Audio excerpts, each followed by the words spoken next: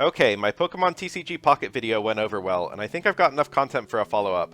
I want to look at some cards I didn't show off that I considered for the worst card and give some thoughts about them, and there might just be an even worse card than the one I showed if you stick around for the end. I was originally considering only Pokemon when trying to find the worst card, but there's a couple stinkers among the item cards, particularly the Pokedex, which lets you look at the top 3 cards of your deck. You can draw out most of your deck pretty quickly in TCG Pocket, so this is almost always not worth a slot in your extremely limited pool of 20. But I will say if you're using a deck with 2 or 3 evolutionary lines, it can be nice to help you decide where to put your energies. Handscope is also really suspect right now, since seeing your opponent's hand is usually not too useful other than deciding if you want to use a red card or checking if they have Giovanni or Sabrina or something. There aren't enough cards in the meta right now to make this useful, since most types only have 3 to 4 ways tops of building them, so you have a loose idea of your opponent's deck just by seeing what energy they brought. I do think this card will be stronger in future though. The worst EX card presently is almost certainly this Lapras EX. Being a basic is nice, and the energy cost is workable, but the effect isn't that useful. This card is in an awkward position of being too slow to be dominant in early game, but not strong enough to be a win con in late game, though it could absolutely win the game on the spot if you get some lucky Misty Flips on turn 2 or something. A particularly interesting one to me is the non-EX version of Moltres. The damage is enormous at 130, which kills a ton of relevant threats from full health, but it's 3 energies for a coin flip. Fire actually has very good energy acceleration in the form of Moltres EX, so getting those 3 energies isn't that difficult, but you'd rather be putting them on a Pokemon that gets the damage reliably, such as Arcanine EX or Charizard EX. If you're not running it with Moltres EX, spending 3 turns building up a card that has a very good chance of doing nothing is just insanely committal. If you're lucky, this card can do some work I guess, but Ninetales can hit 90 reliably for 2 energies and 120 with Blaine, so why not just use that? I guess Moltres hits slightly harder and can be used with Giovanni, but the idea of using Giovanni on a card that only has a 50% chance of hitting sounds absolutely horrible. A lot of people brought up Tangela. 40 damage is pretty weak for 2 energies, and the very small healing effect isn't super useful on a card with such a low HP total. This is another card that could be saved with an eventual evolution, but I feel like adding Tangrowth is probably a pretty low priority for the developers. There are a number of cards which are not bad, but are simply outclassed by other cards. The Horsea line looked good on release, since attacking a bench Pokemon of choice is very powerful on paper, but Seadra's HP is really disappointing for an evolved Pokemon.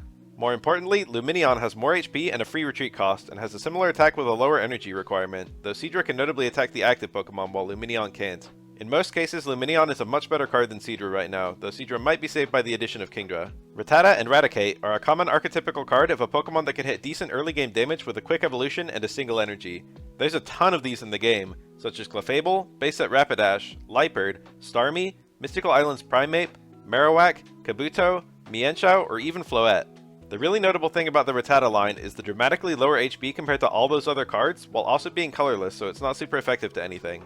Mienshao is of particular interest among those, since it's basically a worse version of Island's Primeape, but I guess having colorless energy requirements mean you theoretically could use it in any deck, and there is some novelty of an early game fighting type attacker versus electric or dark decks. I still wouldn't run it like that, but it does have that edge over Primeape.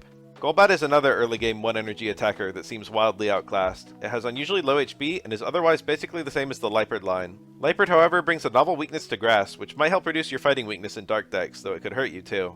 I can see them adding a Crobat in the next expansion, and this Zubat Golbat line seems great as lead-ins to a stage 2 since they activate so quickly. The Ducklet line is not horrible on paper, but it feels like the energy cost should just be a bit lower. The problem is, then it's almost identical to another duck family, the Psyduck line, which has the same attacks for cheaper. Spawna's energy requirement, allowing it to be used in any deck, is currently totally irrelevant, but maybe it'd thrive if they added a double colorless energy somehow.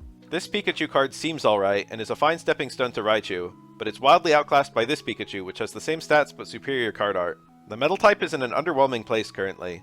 While the Bisharp and Melmetal lines look workable, the only other metal type is Mawile, which has a pretty unimpressive attack for a Pokemon that doesn't evolve. Energy Destruction isn't even that strong on paper, and this is only working half the time with an unimpressive 20 damage. Porygon is another card with an unimpressive effect, similar to a worse version of Pokedex, but at least you can use it infinitely from the bench. This card will be good once they add Porygon 2 and Z. Ditto is a wildly worse card than I thought. I took this to be a Mew EX, but with dramatically lower stats, and thus the inability to tank or stall, but I was reading the card wrong. I thought you needed to match the number of energies for the attack you copied, but you actually need to match the type of energies too, meaning you need fire energy specifically to copy Charizard EX's Crimson Storm for example. This is extremely useless, since the chances of bringing the right energy to copy the various moves you'll be facing are very low, since most attackers in the game require energies of their own type, and pretty much all types except Metal are viable in top level play. This Ditto is without a doubt the game's most useless attacker, but I will say it's not as much of a liability as the likes of Rhyhorn or Golett, since it can at least be retreated easily. Now, for the big reveal. After some thought, I actually think the weakest card in the game is something even slower than our Rhyhorn and Rhydon, and that's Snorlax. You have a lot of HP, but 70 damage isn't a lot for 4 energies. Onix can do the same for 3 while also having access to reliable energy acceleration. And 4 retreat cost on a basic is absolutely catastrophic. Even if you use an X speed and a leaf, you've still got to discard energy to get it off the field. So realistically, you'll never be retreating this thing. Once it's in until it's dead. Since you're normal type, you're not even super effective to anything. If they ever make a double colorless energy though, this guy might have a purpose, but until then, building it up takes way too long and it's set up fodder for every other Pokemon. As for using it as a win condition, literally every type has something better that you could use instead. Even Rhydon can at least one-shot Pikachu EX from full HP for its Titanic 4 energies, and this guy doesn't even come close. The absolute best use case I can see for Snorlax right now is getting it out early and setting up other Pokemon behind it, but you can do the same thing with Druddigon, which also hurts the opponent and thus gets them into a lot more kill thresholds. Druddigon also has a much lower retreat cost, making it easier to get your attackers in once you're set up, and thus not necessarily giving your opponent a free point.